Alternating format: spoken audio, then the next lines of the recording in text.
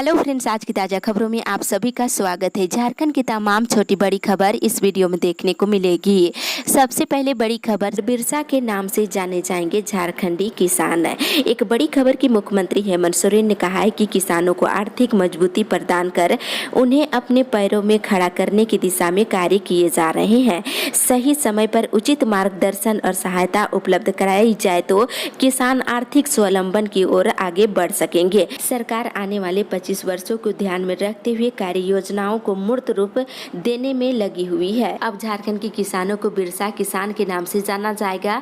CM सोमवार को झारखंड मंत्रालय स्थित सभागार में आयोजित बिरसा किसान सम्मान में केसीसी और मुख्यमंत्री पशुधन वितरण कार्यक्रम को संबोधित कर रहे थे। इसके साथ ही आज राज्य के 2 लाख किसानों के बीच 734 करोड़ की योजनाओं का वितरण किया जा रहा है।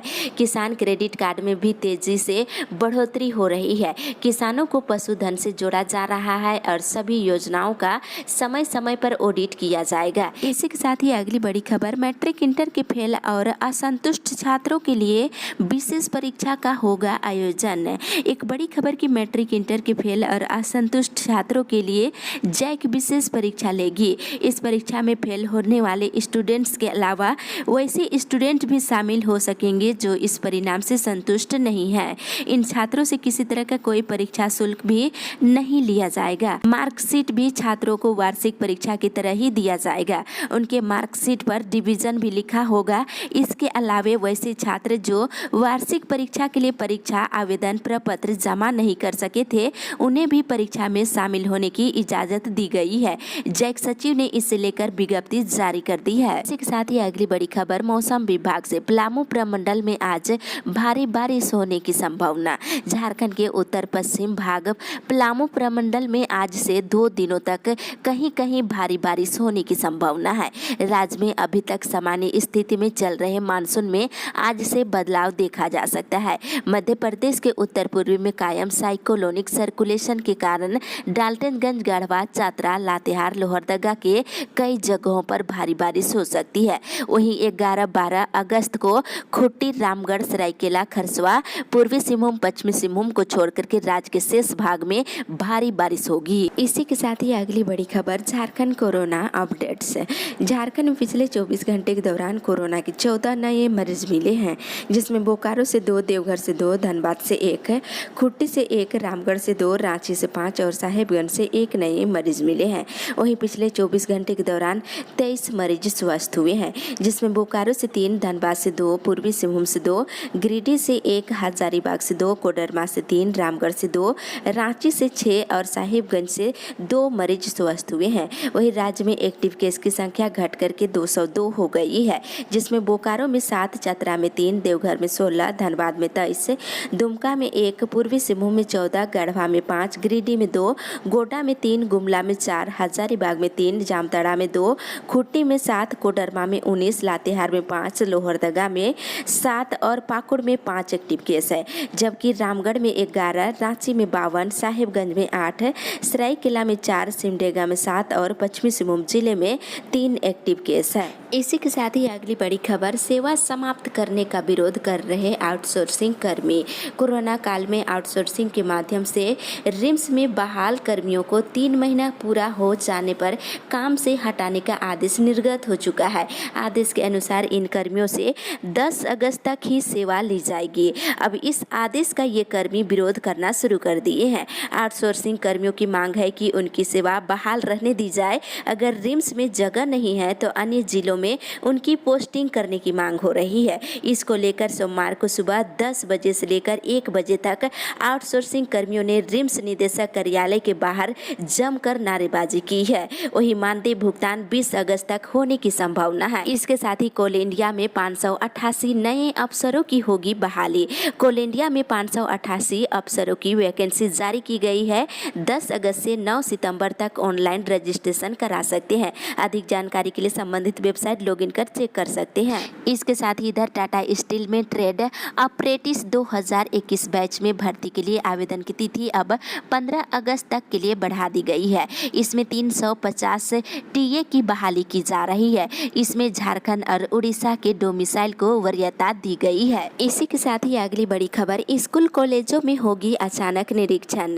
बताते चले इधर कोरोना की रोकथाम और बचाव को लेकर राज्य के स्कूल और कॉलेजों समेत सभी शिक्षण संस्थानों में कोरोना की आकस्मिक जांच की जाएगी। जांच की व्यवस्था की जिम्मेवारी आईडीएसपी के डीएसओ को दी गई है। स्वास्थ्य विभाग के अपर मुख्य सचिव अरुण कुमार सिंह ने राज्य के सभी उपायुक्तों को इसको लेकर निर्देश दिया है।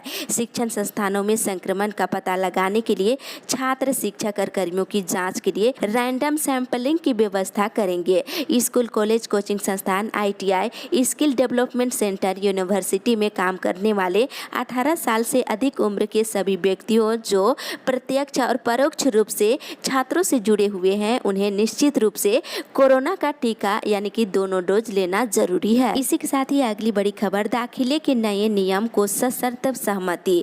राज्य के मेडिकल कॉलेजों में यूजी और पीजी सीटों पर दाखिले के लिए केंद्र सरकार के द्वारा लाई जा रही काउंसलिंग की नई प्रणाली के लिए राज्य सरकार ने सशर्त सहमति दे दी है। राज्य सरकार ने अपनी सशर्त शर्त रखते हुए कहा है कि नई काउंसलिंग की प्रणाली के लिए तभी सहमति मानी जाएगी जब राज्य में नामांकन में लागू आरक्षण डोमिसाइल नियमों को उसी प्रणाली में शामिल किया जाएगा। इसके साथ ही इधर 15 तक वेतन नहीं मिला तो होगा आंदोलन। एचईसी कामगारों ने प्रबंधन से यथाशीघ्र वेतन भुगतान करने की मांग की है। यदि 15 अगस्त तक वेतन भुगतान नहीं होता है तो 18 अगस्त को तीनों निदेशक का पुतला दहन किया जाएगा। हटिया कामगार यूनियन की सोमवार को एचईसी मुख्यालय के पास सभा में ये घोषणा की गई है। वहीं सभा को संबोधित करते हुए वक्ताओं ने कहा है कि जो प्रबंधन मजदूरों को समय पर वेतन नहीं दे सकता तो उसे कुर्सी छोड़ देना चाहिए। इसी के साथ ही अगली बड़ी खबर, 8वीं के छात्र पहुंच गए 9वीं में पर नहीं मिली साइकिल। कोरोना काल के बाद स्कूल खुल गए हैं लेकिन अभी तक विद्यार्थियों को साइकिल नहीं मिली है।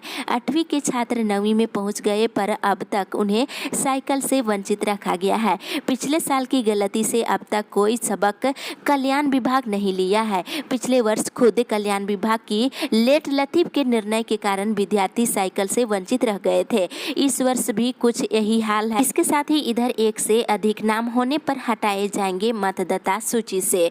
मुख्य निर्वाचन पदाधिकारी ने जिलों को निर्देश दिया है कि 9 अगस्त से लेकर 31 अक्टूबर तक विभिन्न कार्यों को पूरा कर ले। इस दौरान सबसे पहले वैसे मतदाताओं का नाम मतदाता सूची से हटाने का निर्देश दिया गया है जिसका एक बूथ पर एक से अधिक बार या विधानसभा क्षेत्र में या फिर एक राज्य से दूसरे राज्य में दर्ज है। ऐसे मतदाताओं को चिन्हित कर उसका नाम मतदाता सूची से हटाना है। इसी के साथ ही अगली बड़ी खबर, मिस कॉल से भी मिलेगा एलपीजी कनेक्शन। एक राहत भरी खबर की अब सिर्फ एक मिस कॉल कर नया इंडियन एलपीजी कनेक्शन लिया जा सकता है। इंडियन ऑयल ने देश भर में पहली बार ये सेवा शुरू की है। इसके लिए इस नंबर पर आपको मिस कॉल करना होगा। इससे ग्राहकों को बहुत समय भी बचेगा। वहीं नए कनेक्शन के लिए ग्राहकों को मुफ्त पंजीकरण की सुविधा मिल जाएगी। इससे ग्रामीण क्षेत्रों के ग्राहकों को भी विशेष लाभ मिलेगा। ग्राहक नए कनेक्शन के लिए इस मोबाइल नंबर पर मिस कॉल दे सकते हैं। इसी के साथ ही अगली बड़ी खबर, भोजपुरी, मगही, अंगिका और मैथिली को परीक्षाओं में शामिल करने की मांग। भारतीय जनतंत्र मोर्चा के केंद्रीय अध्यक्ष धर्मेंद्र तिवारी ने रविवार को शिक्षा मंत्री जगन्नाथ महतो से मुलाकात किया है और उन्हें एक मांग पत्र सौंपा है। मांग पत्र के जरिए उन्होंने राज्य सरकार को भोजपुरी, मगही, अंगिका और मैथिली को झारखंड में होने वाली परीक्षाओं में शामिल करने का अनुरोध किया है। शिक्षा मंत्री ने इस पर आश्वासन दिया है कि वे इस पर सरकार से बात करेंगे। इसी के साथ ही अगली बड़ी खबर, बच्चों को हफ्ते में 6 दिन मिलेगा अंडा। मुख्यमंत्री ने राज्य में कुपोषण की समस्या पर चिंता जताई है और इसे दूर करने को लेकर सरकार के स्तर से उठाए जा रहे कदमों का भी जिक्र किया है। उन्होंने कहा है कि बच्चों को स्कूल में अब हफ्ते में 6 दिन अंडा दिया जाएगा। इसी के साथ ही अगली बड़ी खबर, पारा शिक्षक आकलन परीक्षा में पास नहीं करने पर भी बने रहेंगे सेवा में। एक राहत भरी खबर की राज्य के पारा शिक्षक अब सीमित आकलन परीक्षा देकर वेतनमान पा सकते हैं। परीक्षा पास नहीं करने पर भी शिक्षकों की सेवा बनी रहेगी। राज्य में बिहार की तर्ज पर पारा शिक्षकों को अस्थायी करने पर सहमति बनी है। इसके लिए सीमित आकलन परीक्षा ली जाएगी। इसमें पारा शिक्षकों को 3 मौका दिया जाएगा। कोई शिक्षक अगर 3 परीक्षा में शामिल होने के बाद भी पास नहीं होते हैं तो उन्हें वेतनमान नहीं मिलेगा। हालांकि वे शिक्षक के रूप में बने रहेंगे। वहीं बैठक में इस बात पर भी विचार किया गया है कि टेट पास शिक्षकों को वेतनमान मिलेगा। वहीं सीमित आकलन परीक्षा पास होने तक टेट असफल पारा शिक्षकों के मानदेय में बढ़ोतरी की जा सकती है। मानदेय में 20% तक की बढ़ोतरी हो सकती है। इस पर अंतिम निर्णय 12 अगस्त को लिया जा सकता है। इसी के साथ ही अगली बड़ी खबर, स्कूलों में जनजातीय भाषा की हो पढ़ाई। इधर अनुसूचित जनजाति मोर्चा के जिला अध्यक्ष प्रकाश कोया के नेतृत्व में हुए कार्यक्रम में पार्टी ने 5 प्रस्ताव पारित किया है, जिसका उपस्थित कार्यकर्ताओं ने हाथ उठाकर सहमति प्रदान की है। झारखंड में जिस जनजातीय भाषा को द्वितीय राजभाषा का दर्जा दिया गया है, प्राथमिक स्तर पर उसकी पढ़ाई स्कूलों में हो। उन भाषाओं के शिक्षकों की भी बहाली करने की मांग हो रही है और सभी सरकारी कार्यालयों में जनजातीय भाषाओं का प्रयोग करने की भी मांग हो रही है। इसी के साथ ही अगली बड़ी खबर, ड्यूटी से गायब रहे चिकित्सकों का नाम नहीं दे रहे सिविल सर्जन। सरकारी अस्पतालों और स्वास्थ्य केंद्रों में अनाधिकृत रूप से ड्यूटी से चिकित्सकों के गायब रहने में जिलों के स्वास्थ्य क्षेत्र के मुखिया की भूमिका संदेह के घेरे में है। सिविल सर्जन ऐसे चिकित्सकों को बचाने में लगे रहते हैं, तभी अनाधिकृत रूप से ड्यूटी से गायब रहने वाले चिकित्सकों के नाम मांगे जाने पर आधे से अधिक जिलों ने इस पर कोई रिपोर्ट नहीं दी है। विभाग ने ऐसे चिकित्सकों की पहचान कर उनके विरुद्ध कार्रवाई करने को लेकर सभी जिलों से रिपोर्ट मांगी थी, जो आज खत्म हो जाएगी। इसी के साथ ही अगली बड़ी खबर, सरकार गिराने के मामले में 17 को होगी सुनवाई।